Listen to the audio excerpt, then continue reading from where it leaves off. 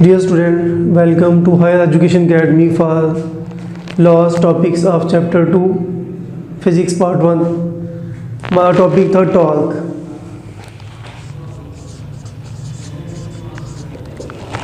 Torque जैसा कि आप लोगों ने 9th में पता होगा, टॉर्क क्या होता है? Turning factor of force is called torque.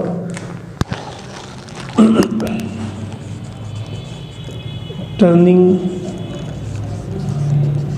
fact of force is called torque। हम स्पैनर की बात करें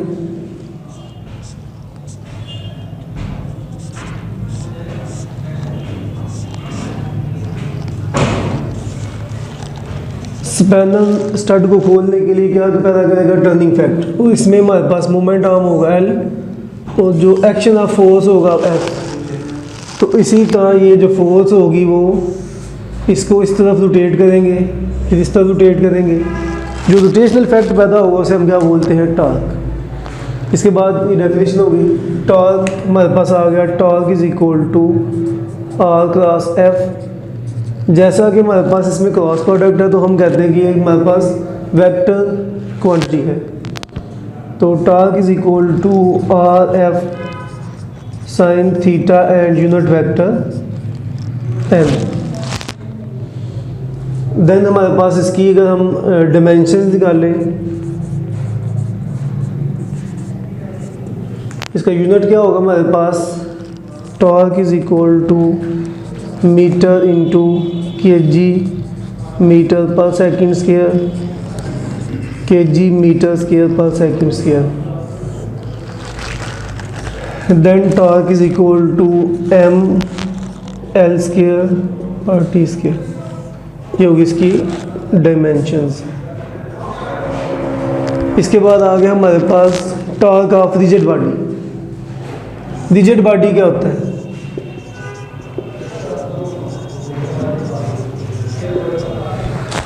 वो बॉडी जिसके ऊपर अगर हम फोर्स लगा भी दें तो वो वापस अपनी हालत में आ जाए, उसे हम क्या बोलते हैं? Rigid body. मतलब उसके ऊपर फोर्स का अफेक्ट ना हो। फॉर एग्जांपल ये बोर्ड है हमारे पास, इसके ऊपर फोर्स का अफेक्ट नहीं होगा, इसे हम क्या बोलते हैं? Rigid body. In which force is applied then there is no effect of force on it is called rigid body। तो रिजिड बॉडी के ऊपर हमारे पास जब भी कोई चीज़ रिजिड बॉडी की फॉर्म में होगी, फॉर एग्जांपल ये एक रिजिड बॉडी थी, इसके ऊपर हमने फोर्स लगाई F, इसका Fy है इसका कंपोनेंट, ये हमारे पास F है, ये इसका सिंपली हम इसको सॉल्व करते हैं, ये इसका x कंपोनेंट है, ये y कंपोनेंट है। इसी तरह हम इसको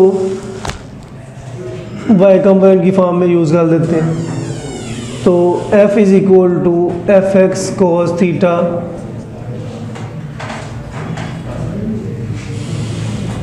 F X is equal to F cos theta, F Y is equal to F sine theta. इसमें भी टॉर्क हमारे पास क्या होगा?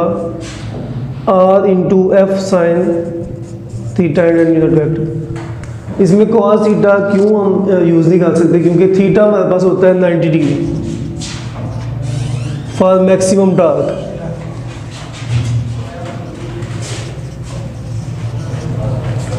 तो जब cos 90 यूज़ होगा तो वो 0 हो जाएगा, तो हम इसको इसलिए यूज़ नहीं करते। तो हमारे पास टॉर्क क्या हो जाएगा? आर क्रॉस एफ, यानी कि आर क्रॉस एफ, या हम इसे बोलते हैं are F sine theta. Conditions of equilibrium हमारे पास ऑफ इक्विलिब्रियम। इससे पहले हमारे पास दो कंडीशन है। First condition,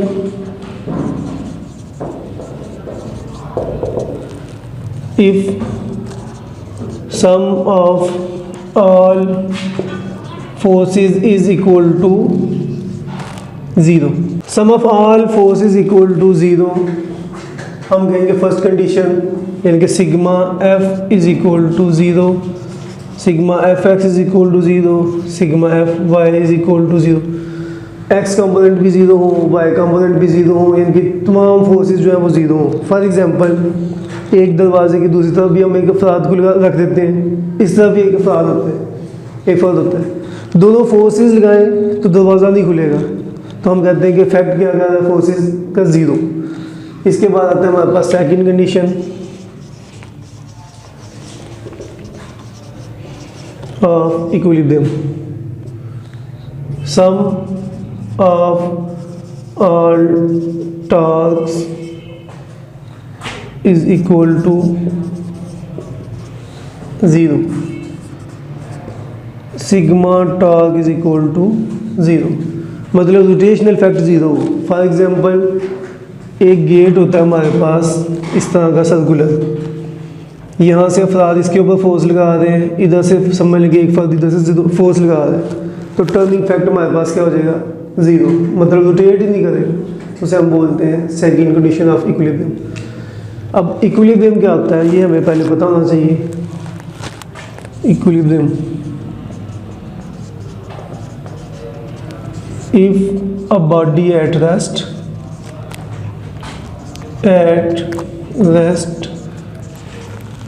or in uniform motion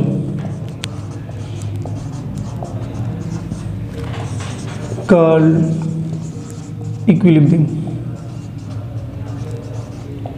अगर कोई बॉडी रेस्ट पे हो या यूनिफॉर्म मोशन में हो उसे हम क्या बोलेंगे, इक्विलिब्रियम। उससे हमारे पास फर्स्ट कंडीशन इक्विलिब्रियम की आ गई कि sum of all forces equal to zero, sum of all torques is equal to zero. इसके बाद आता है हमारे पास rotational and translational equilibrium. Translational नाम से ज़्यादा है कि कोई बॉडी लीनियरली मूव करे तो रेस्ट पे हो, हम कहते हैं if first condition of equilibrium is satisfied, the body is said to in translational equilibrium। If second condition of equilibrium is satisfied, then body is said to be in rotational equilibrium। इसका मतलब ये कि अगर body circularly अगर rotational effect zero है, इसमें rotate ही नहीं कर रही, तो हम कहते हैं कि रोटेशनल इक्विलिब्रियम में है, या यूनिफॉर्म मूव कर रही तो रोटेशनल इक्विलिब्रियम में है। अगर बॉडी रेस्ट पे है या स्ट्रेट लाइन में भी इमोशन का मूव कर रही है यूनिफॉर्मली, देन ट्रांसलेशनल इक्विलिब्रियम में होगी। अगर किसी को कोई प्रॉब्लम हो तो कमेंट सेक्शन में क्वेश्चन कर सकते हैं।